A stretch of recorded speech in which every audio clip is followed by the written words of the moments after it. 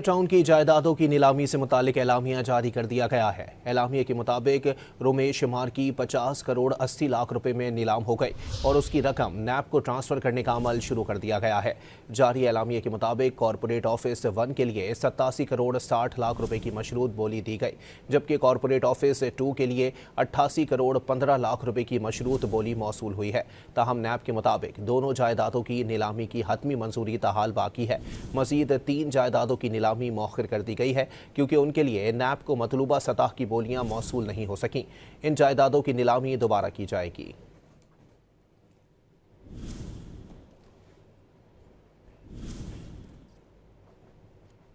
Town की जायदादों की नीलामी से मुतालिक एलामिया जारी कर दिया गया है। एलामिया के मुताबिक रोमेश मार्की 50 करोड़ 80 लाख रुपए में नीलाम हो गई और उसकी रकम नैब को ट्रांसफर करने का अमल शुरू कर दिया गया है।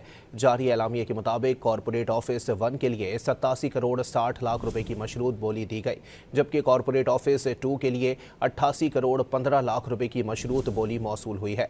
ताहम नैब के मुताबिक दोनों जायदादों की नीलामी की हतमी मंजूरी ताहाल बाकी है। मजीद 3 जायदादों की नीलामी मौखिर कर दी गई है क्योंकि उनके लिए नैब को मतलूबा सतह की बोलियां मौसूल नहीं हो सकी। इन जायदादों की नीलामी दोबारा की जाएगी।